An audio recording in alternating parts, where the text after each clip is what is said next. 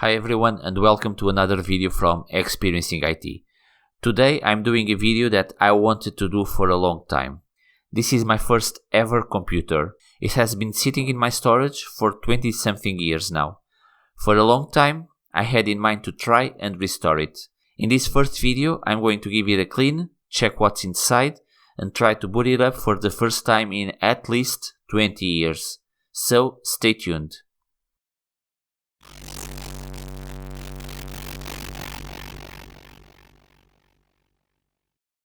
Before starting, a bit of history. As you might have noticed, this is an ICL computer. ICL stands for International Computers Limited.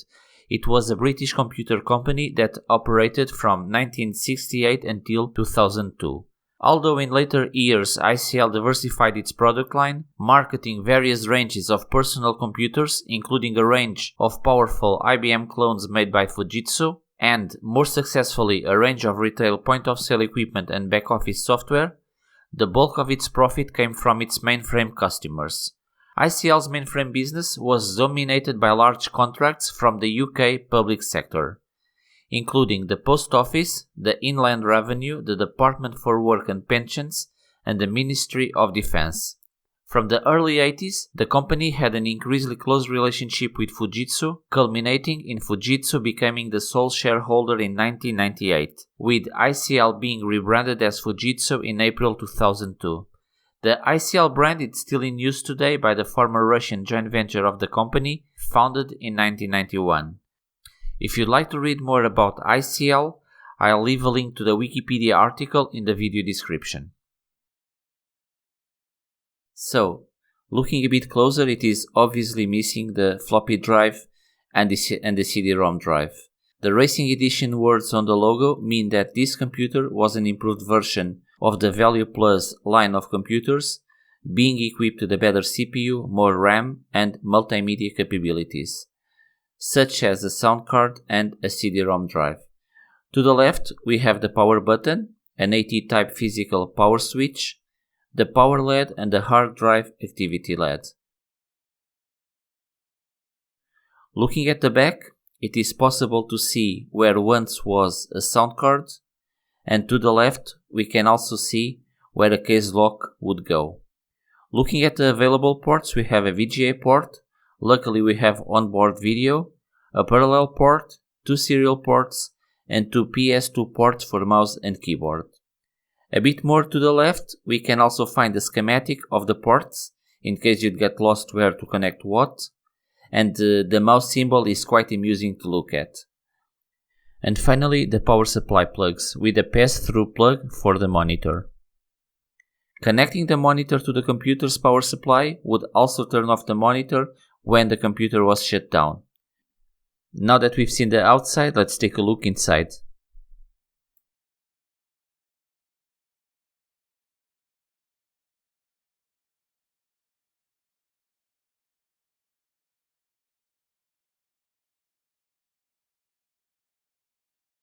Well, and as expected, it is filthy in here. But actually, I was not expecting it to have so much dust accumulated. So, this is where the floppy and the hard drive would go. As you can see, there's no hard drive as well. Not a problem, as I'm thinking of using one of those IDE to compact flash or SD adapters to replace the hard drive. And finally, down here is the cd-rom caddy.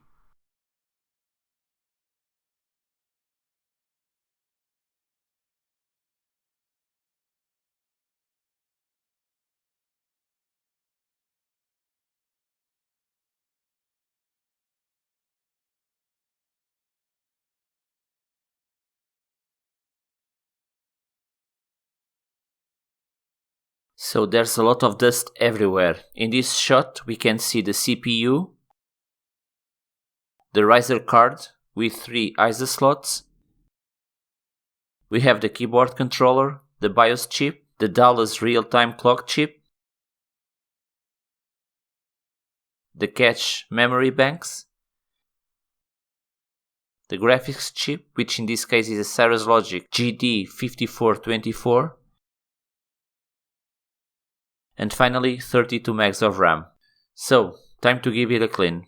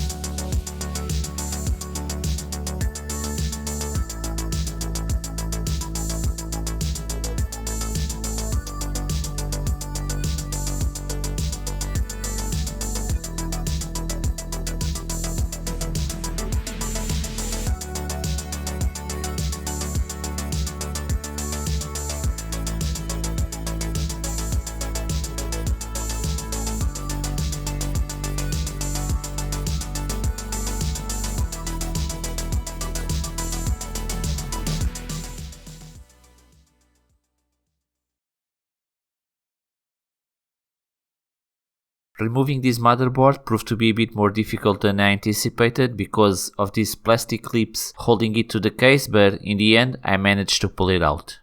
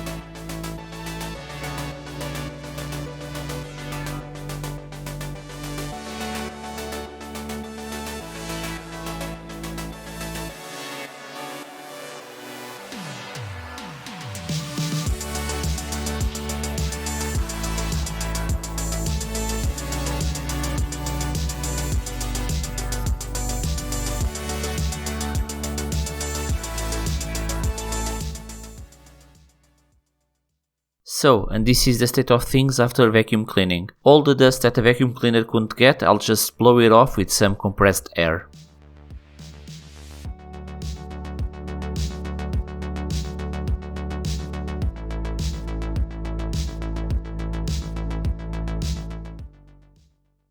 Okay, after having blown all the dust I could with some compressed air, I'm washing all the plastic and metal parts under water and soap, and all the electronics I'll give them a thorough clean with alcohol and a toothbrush.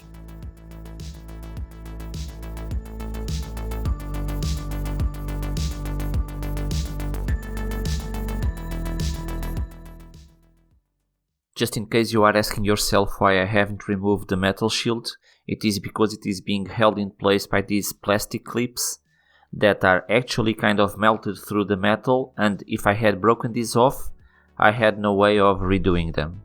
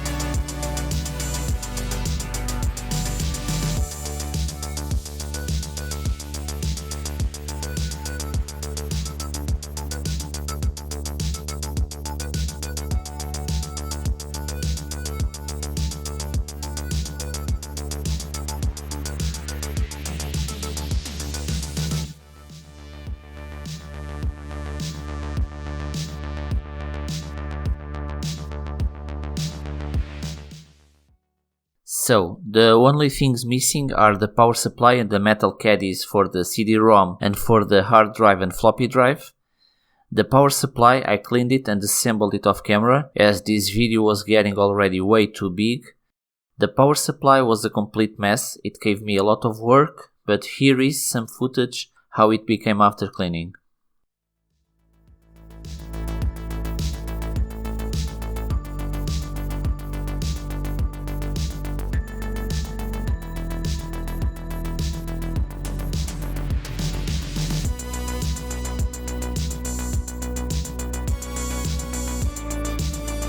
And here is some footage of the computer before and after.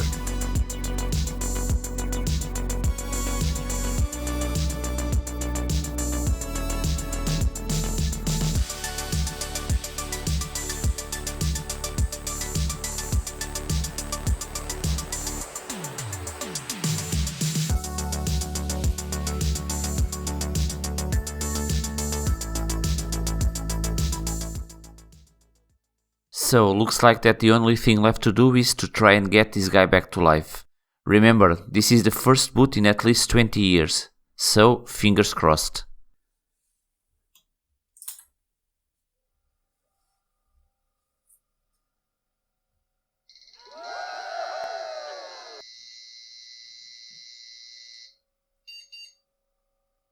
So, good news here, the computer booted, no smoke, and it is recognizing all the memory. As expected, the CMOS battery is dead, but no worries, as I have planned for the next video to replace it and to put this computer in a fully working state. Don't forget to subscribe and activate the notifications so you won't miss the next episode. I hope you enjoyed this one. If so, don't forget to smash that like button. Thank you for watching and I hope to see you again soon.